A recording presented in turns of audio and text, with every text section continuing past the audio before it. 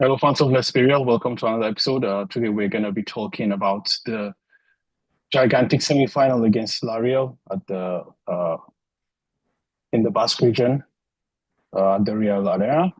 And today I'm joined by Sahel to preview this semi-final away from the Bernabeu at the La Real Stadium in the Basque region of Spain. And this is a cup tie, Copa del Rey semi-final match. And before we get into the preview and all that, I was just try to give a couple of shout outs. First of all, to our sponsors, Manscaped, for all the grooming, for all the main grooming apparatus that's needed. You can just check out manscaped.com and use the code LBR20. Again, I repeat, LBR20 during the checkout for 20% discount. And also shout out to Talksport. We're officially part of the Talksport Fan Network, which is the largest broadcasting station in the UK, a football broadcasting station in the UK to be more precise. And let's dive straight into things. How are you doing? What are you looking forward to seeing tomorrow in the game? Hey man,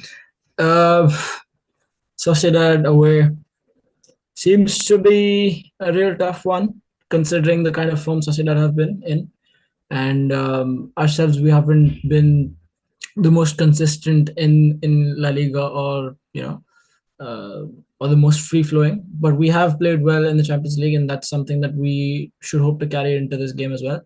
Sociedad, we know it can always be a tough fixture going away at Anoeta. It's not an easy place to play football. We know Real Sociedad like playing the football, like having their time on the ball. They have some really technically gifted footballers down the years as well, and even in this current squad, the likes of Zubimendi, Kubo, all of these guys. So they have some players that can really harm Real Madrid. But considering the fact that this is a two-legged tie and that the second leg will be at the Bernabeu, I think taking a positive result to the second leg will be, any kind of positive result to the second leg would be more than sufficient. Yeah, I couldn't agree more with what you said. This is a team that, although they are not, they haven't been, they haven't hit the high levels that they hit, the season before and the season before that as well. But even though still, you can still tell that, by reaching the semi-final here, it means that they're part of the four teams left in the competition. So it means that they're in business. So it's and also you just highlighted, some really important and key players for La Real that we have to take care of, and who is a player that we know very well, and we also know about the exploits of the likes of Martins Zubimendi and so on and so forth. So it's going to be quite an interesting game to see. But before we get into all of that, though, I just want to ask you, is there any player you're looking forward to watching, in this game, considering that it's a cup game, it's different from the league, as you rightly mentioned. The league form has been indifferent. Of course, we've been able to find a way through Man City in the UCL. Now we're in the round of 16. We're going to play Atletico Madrid in the coming week. But considering that this is a cup tie, I know it's a semi-final and all that. But is there certain things you're looking for seeing in this game? Certainly, yes. Whenever a Copa del Rey tie comes along, Real Madrid fans, expect at least a few changes to be made. Even with Ancelotti being in the dugout, even with all these stars in the first 11, you have to give them time off. You have to, let them have a breather. So as I do think that the likes of Fede Valverde, Vinicius Junior, all these players who have been playing tremendous amount of minutes in recent weeks will need to be rested. So that will make way for the likes of Arda Güler and even possibly Endrick to, start. I do think Brahim will start. Fran Garcia is an obvious choice as well. I am looking forward most to Arda Güler because he is a face we haven't seen in recent weeks. We know how he can, turn games. We know he has the potential to, really make an impact on games like these, especially when you come up against rigid teams. We know Real Sociedad are more of a free flowing team, but they have the ability to lock up and be compact in defense. So Arda Güler is my pick because he knows how to unlock defenses, and we haven't seen him in a while. So I really do hope to see him celebrate a goal at the Anoeta. That's a very good shout out. You talked about Arda Güler. Arda Güler, I think, turned 20 today. So I'm just Yeah. going to read out something to you right now. It says that 19-year-old Fede already had 651 minutes in La Liga. Rodrigo at 19 had 983 minutes in La Liga. Arda Güler right now, of course, like before he turned 19 today, had 608 minutes in La Liga with 30% of La Liga still to play. So more or less, he's just, he needs 300 minutes, more or less, to equal the total number of minutes that Rodrigo played while Rodrigo was 19 as well.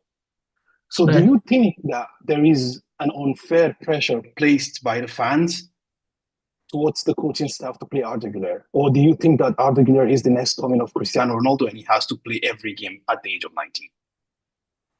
I think neither of those two statements are true. I think you can exist in a reality where there is an in between with those two conclusions, and you can have an exclusive, thing that you come up with Arda Güler. He is a player he's neither Cristiano Ronaldo, and he's not also a player who deserves to be benched for this long. Who deserves to go these long periods in the season without making an appearance. Uh, I think there have been moments where the coaching staff have overlooked him, but also equally, every time that he has been given an opportunity, it's either a lack of output, which obviously at Real Madrid is very important with forwards. I think they do see him more as a right winger or as a forward than as a creative midfielder. And that is sad reality because there's literally no space in our midfield for another number 10. One is obviously a lack of output, and the other thing is the lack of work rate. I know Arda Güler is young. I know he has bided his time in Turkey, and he has a lot of goals under his belt in that league. But ever since coming to Real Madrid, he hasn't really been allowed to flourish, if I must say. Right? He hasn't really gotten that consistent number of minutes, and that is true because those around him, Rodrigo, now even Brahim Diaz, seems to be working a lot more than him when he's on the pitch. Arda has a tendency to, sort of snooze off and be lazy in moments when Real Madrid don't really have much of the ball. And like we all know, there will be moments, there will be periods in every game where we have to suffer. I think he is not yet ready for that kind of mentality and that kind of game.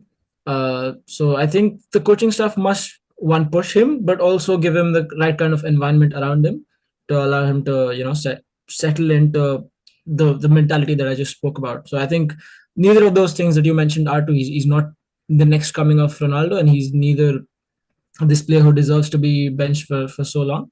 But also let's look at him differently than Rodrigo and than Brahim. I know the comparisons are natural, but yeah. Well, that's the thing now, Syed. You talk about like he's not a player that should be benched for that long stretch of games, okay? So Arda Güler has played one game in the last 6 matches against Leganes in the Copa del Rey. The other 6 games that we played, Espanyol, we lost. And then I think we played, after Espanyol, I think we played Atletico Madrid, we drew. We played Man City in the Champions League. Then we played Osasuna, the game, of course, where Jude got the red card. And then we played Man City again. Right. Okay? So like I'm listening to you, I'm listing those 5 games, and then you add the 6th one, which was the Girona game at the weekend. Right. In my opinion, from my perspective, the games against City and the games against Atletico Madrid is not the game I want to throw Arda Güler on. Right. We got the red card against Sociedad. It's not a game I'm going to throw Arda Güler on. Right.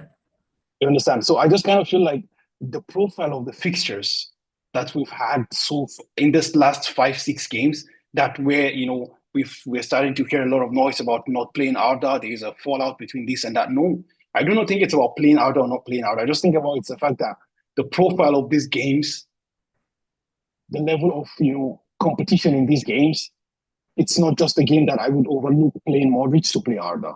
It's not a game that I would overlook Brahim Diaz, a champion in Italy, a champion with us last year. You understand? To overlook this guy and play Arda. These are not those games. That is exactly what I'm, alluding to when I say he has to be put in the right environment. When we speak of someone like Modric, at his age, there's only so much he can give you physically. So you've got to use him right, and you've got to use him in the games that you really need him, right? And Ancelotti, I think, to his credit, has done that really smartly with the likes of Modric, with the likes of Fran, who we know can suffer defensively. So he just does not play Fran in the games where we need a solid defensive option at left back. So we know there are certain games where Mendy will certainly start over Fran. We know there are certain games where Ceballos will certainly start over Modric because of purely the kind of nature that these games are in. I don't think Arda is anywhere close to being in contention for a starting place to be in those conversations just yet. Uh, but that's the only problem there, because Fran has come up and he's there and thereabouts with Mendy to grab a starting spot. Modric has always been there. It's just his physicality and his age. I think Arda a little more exposure and a little more patience with time will bring the best out of him. We just need patience, because we've seen this before. We've seen the same old story where fans and the player himself has gotten impatient with Martin Odegaard, right? And he ended up going on a couple of loan spells which weren't really beneficial for him. I mean, the Arsenal one was, but Sociedad was kind of here and there. And then eventually he left in the search of minutes. So you would hope that kind of thing does not happen to Arda, because and I don't think it will, because he has the right kind of mentor around him. He has the right kind of mindset too. I do think that he is an incredibly mature young lad. I just think that patience is key with this kind of situation. Well, that's the thing. I actually I would just like to draw back on the whole Martin Odegaard thing. Like I kind of feel like, okay, maybe it's not like to drop piles, but like Odegaard came back from Sociedad as arguably one of the best central midfielders in the league. And then he came back to Real Madrid and he just saw that there was no way in hell he was going to play. January came, he took the transfer to Arsenal, and the rest is history. Now he's the captain of the team. He's the captain of a team that's competing at close to the highest level, more or less. Yeah. You understand? So this is just a thing. So the question I'll pose to you next is like, what do you think is the next step for a player like Arda Güler? Like, what do you see happening? Like, is it going to be a loan to come back? Or because the thing is this, we have to lay all the options out on the bench. Players like Dani Carvajal, players like Casemiro, players like even Fede Valverde were out on loan and they came back. Okay, Casemiro and Carvajal were like still with a buyback clause, more or less. Right. But like these guys were out on loan and they came back. And this effectively, it like tremendously affected the career trajectory they had. Carvajal came back from Leverkusen, disposed of Arbeloa. Right. Casemiro came back from Porto, disposed of one of the central midfielders, James Rodriguez, to name exactly. You understand? So what I'm trying to say here is like, does Arda Güler need? Because the truth is, I don't know how familiar you are with Turkish league or not. Like, with all due respect to the Turkish league, bro, that league is way, it's levels below. Exactly. What people are, what the top 5 European league is. It's levels below that. You understand? So my opinion now is that when you look at this, like, okay, Arda Güler needs to get a chance. Endrick is a very different case, because why? Endrick is a center forward. In the team, we don't even have a center forward. True. You understand? So because of that, he's in a unique position whereby even as well he's not getting the game time, but I would keep Endrick because I know that he's going to get in because there is no player like him in the team. But the point down is that when I have to make a sub, the first person that I'm subbing in is Luka Modric. The next person you're subbing in is Brahim Diaz. The next person you're subbing in, everyone is fit, maybe Edu Camavinga. True. Then where do you fit Arda Güler into this scenario? No, exactly, which is why I said Ancelotti does not see him as a central midfielder anymore. Every time he gets subbed on for a forward, and he tends to stick out more to that right wing, which doesn't really help him. It doesn't help his case because he's not a winger and he's not a wide midfielder either. Like, I don't think he can operate for long periods in those positions. So yeah, it just doesn't do justice to the kind of player he is. Plus the obvious fact that Ancelotti has a lack of trust in him, which I think goes with good reason, but also is kind of like you've got to give him more exposure and more chances. But we've seen it before with Ancelotti and young players. It's just the way it is. But we will have to pipe down our expectations when it comes to Arda Güler. He's not there yet, but it's game like these which will, hopefully help us see more of this young kid.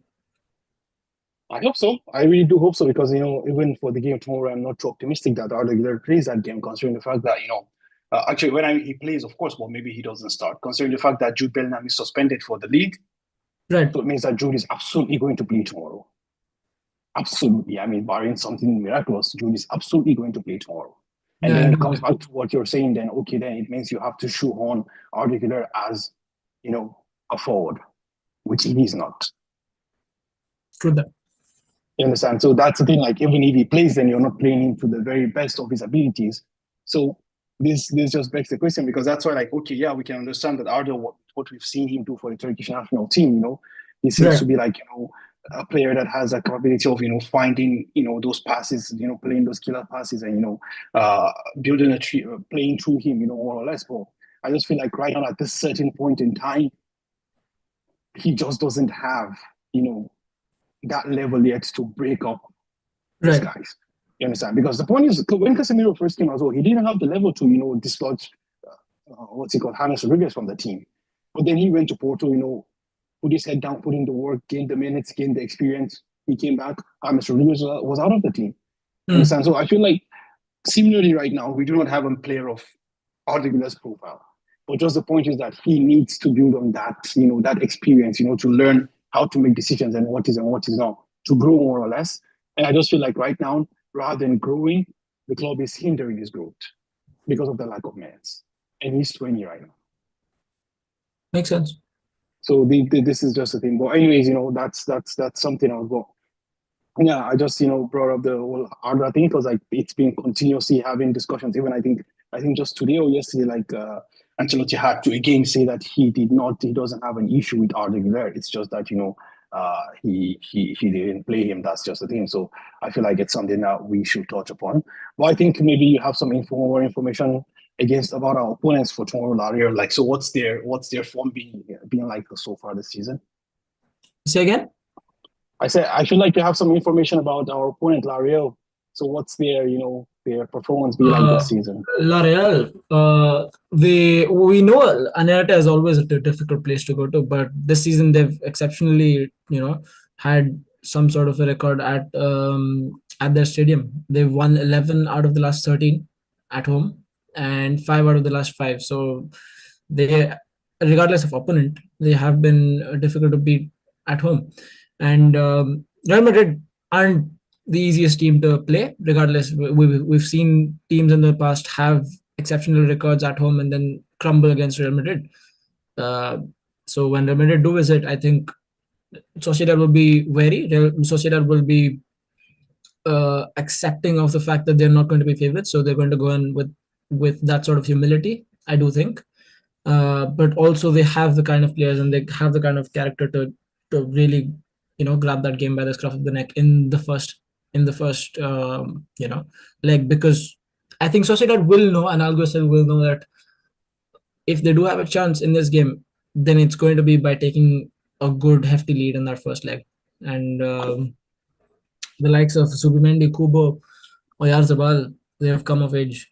So these are some real creative minds. I think the only problem is the goal scoring, which they haven't seemed to nail down ever since Alexander Isak left for the Premier League. But yeah. Yeah, it's quite interesting because like actually yesterday I was made aware of the fact that actually right now, like you have these coefficients with UEFA, which gives 2 teams an extra spot in the Champions League. And Right. one of them right now, I think the number one on the standings is England. I think with around 20.5 points, and the second standing is actually Spain with 19 points. So like we're 1.5 points behind them, and like we're almost guaranteed to seal that 5th place in the UCL next year. So but that now begs the question. Like look at a team like Sociedad. Like I think it's Sociedad right now, like 1 point out of 6th. Well, I think like they're like 11 points out of 5th. I'm not exactly sure of the numbers, but anyways, there's a significant margin between them and the 5th position, which is Villarreal. So like that begs the question now. Like for them, it's more like okay, it's almost impossible to claw back 12, 13 points. No, with Villarreal. With Villarreal, they have 10 points. There's a 10-point difference ahead of Villarreal, right? At the moment, that's yes. the thing, But like, also, okay, you have to consider, Farouk, like I said, Real Sociedad aren't scoring very many goals. They've only scored 23 times in 25 games. 19th place, Alaves have scored, I think, more than them. Okay, so that even builds on the point I was trying to make, in the sense that, like, for a team like Sociedad right now, then do they be like, okay, the best we can get anyways is to get to 6th, and then fight for the sixth place gets you into the qualifiers of the Europa League, I think, if I'm not mistaken. So play the two-legged qualifiers and see where you end up, or eventually you can run your race in the Copa del Rey, win the Copa, and you're directly in the Europa League. You don't even have to play the qualifiers anymore. You understand? So more or less, the two routes leads to the same end result. However, the other one gives you a trophy for the first time because the last one they won during the COVID season. The season they beat us at the Bernabeu. I think it was that season. I can't remember, but I can't remember exactly. But it was the COVID season that they won. It was, right? Okay, yeah. They won during the COVID season, so like there was no fans and nothing like that. You understand? So I mean, when they saw what happened with Bilbao last year and the whole, I think it was last year, right, that Bilbao won the Copa del Rey, with the whole fanfare and the whole celebrations that they had. I think like they also will want to try to do that. So it kind of put to the question that would Sociedad now go all out in the game tomorrow? Considering the fact that okay, yeah, whatever happens in the league, their fortunes will not most likely change, but like they have a chance of getting the same outcome by even adding a trophy. So I think that's gonna add extra layer of motivation to this team. And honestly, and as you already said, like okay, they don't score much, but it's not like our defense is that good as well. So this is something that we have to look out for as well. So it's gonna be quite interesting to see how we approach the game tomorrow, because it's a two-legged tie. And I do feel like I think they will be quite on the front foot trying to get, as much as the lead, or rather as much as a positive result as they can get to get to the Bernabeu and try to, defend for their life. Or how do you see the game going? How do I see the game going? Yeah. I think Sociedad will try and start on the front foot, as all teams do, because Real Madrid can be sluggish in the first few minutes of the game when we travel away. We have a tendency of snoozing off defensively, but I do think our defense has tightened up a lot this season. It's just a matter of Sociedad finding that first goal, and for Real Madrid, it will be more to calm down and take the game to Sociedad in that second half as well. Take that advantage, be it a slender 1-0 advantage, because Sociedad don't score much. They also don't concede much, right? They've only conceded, again, 23 in 25 in La Liga. So even if it is a 1-0 or a 2-1 advantage, I would take that. I do think Sociedad will have a good amount of the ball, but also they don't have as many chances or as much XG to show for when it comes to how much of the ball they're having. So Real Madrid will just have to look on the counter, I think, as they've always done against these sides. Sociedad, Betis, we know they can have the ball for good periods of the game. We just have to be patient and finish off the chances that we do get. And hopefully we're good from set pieces as well. We haven't scored from set pieces in a long while. I'm looking at set pieces and I just don't see that much. Like, I know Modric's goal the other day was technically from a set piece. Yeah. But that's different. Yeah. So I do expect I think also a win. Yeah, I think maybe the availability is a lot there also, because the profile of the players we have are not the most, are not the most dominant in the air, because when you look at it, like we had a phase as well where Riga was out, where it was, Asensio and, Tchouaméni who were like the back line, and then you look at Lucas Vazquez, you look at, Ferland Mendy, you look at the midfielders also, like the only, towering presence you look at there now, it's like Asensio and, Jude Bellingham. So it's like, those are the only two touring presents that you can see there. But I think maybe Asensio isn't all that much in the air. Exactly. So that's the point. That's exactly the point. Like he's not that all that much in the air. So like, but hopefully with the return of Rudiger, back to the lineup, maybe we see also with what's he called, David Alaba as well. Maybe we might get to have some physical presence. In that team. But let's not forget as well, the goal against Leganes that literally brought us to this round of the tie was also a header from, I think, Gonzalo Garcia, if I'm not mistaken, if that's his name. Yeah, Gonzalo Garcia. Yeah, the guy from the academy. So yeah, but you're right. Like we're no longer as prolific as we used to be once upon a time through the through the set pieces. But it's just the person who takes the set piece in the past 20 Cruz is out of the team. The next person you have is Luka Modric, is also in and out of the team here and there. So, that kind of reduces that the prolificness of our set pieces, more or less. But anyways, speaking of set pieces and goal scoring, so let's just slowly get into the team, and then we can slowly wrap things up as well. So Sure. so I'm gonna start with the goalkeeper. I'm expecting to see Looney Lunin. tomorrow. Yeah. With Thibaut, getting some rest, and I think Looney very safe pair of hands, no doubt about him. And then we go to the fullbacks, the left back and the right back. So what were you expecting to see? Lucas and Fran, I think pretty obvious. Feria has to be given a breather, and Fran has shown more than enough to be able to, for him to be trusted in these games. Rudiger and Asensio in defense, because Rudiger was rested when Alaba played. And midfield should be Tchouaméni, Ceballos, and Just before you move on, what do you think about the whole? What was your take on David Alaba's performance during the weekend, rather? I think he was quite standard. He wasn't anything out of the ordinary. Like, I do see him still taking it slow in his stride, and progressively up his momentum, and how much he's sprinting throughout the game. We haven't seen the most agile version of David Alaba, and that's obvious. But he will have to take it slow, and I don't think we're going to see him start like the big games just yet, because we know he's just come back from an injury, so it can be really sensitive at this stage to put him back through the motions week in, week out. We've just got to take it slow. So I don't think he will be starting again like tomorrow. But yeah. Yeah, I agree with what you said. I feel like most likely what we're going to see also, as Carlo Ancelotti said, is like it might be too much to ask him to play, 2 games a week. I don't think we're going to see him get rested now, and then I think at the weekend we might get to see him return as well. And then I think again he will get rested in the Champions League tie. But I don't know, like, how do you see this thing going forward now? Do you think, like Asensio has, made a spot for himself, or do you think it's going to be Alaba and Rudiger appearing again? Because let's not forget, like, David Alaba is the only left-footed centre back that we have. That might be true, but I see it beyond there, because Asensio has done more than enough to, make me assured of his spot in the team. And it's not like he has, only performed in a couple league games or a domestic game. He has come up big in the Champions League. He has put up a mammoth performance against Man City. He has proven time and again and consistently that he has every attribute to fill in to that centre back role. When we looked at say Nacho Fernandez in the past, we looked at his versatility, and we looked at how easily he could fit in to any role. And I don't know about fullback, but this boy can fit in both sides of central defense.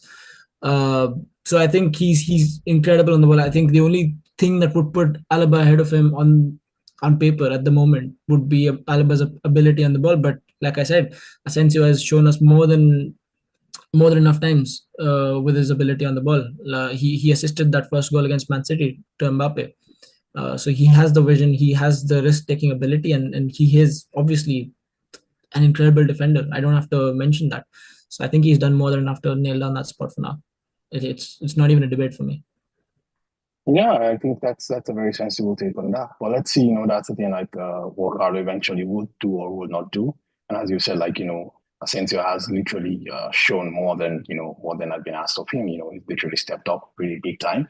So let's see what Carlo eventually does or doesn't do going forward. But I do agree with what Carlo said about the fact that you cannot push David Alaba right now to play that much. So it's like one on one more or less before he completely gains that match fitness and match sharpness once again. Well, I mean, you were saying like in the midfield. In the midfield, I think Ceballos keeps his spot. Tchouaméni in defensive midfield, and like you said, Bellingham has to start because again he's missing another league game. Sadly, no Arda Güler. I don't expect him to start, but I really do want him to start.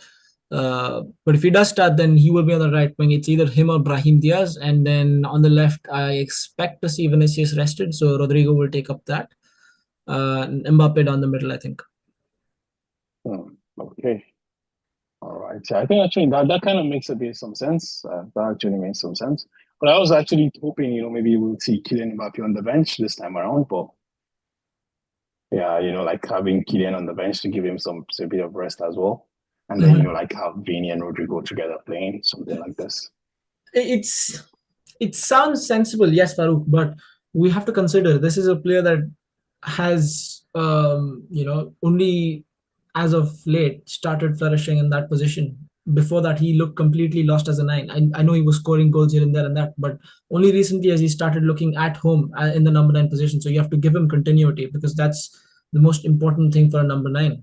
Otherwise, his confidence goes away. So I think as far as Mbappe is concerned, obviously you have to preserve his fitness and you have to keep him match ready when it comes to the big games. But also you have to keep him with continuity. It's not the same case as like a Rodrigo or a Vinicius, where you can put him in and out of the team as you please, because again, it's Mbappe and it's a relatively different position for him as well. He's only still settling into that position.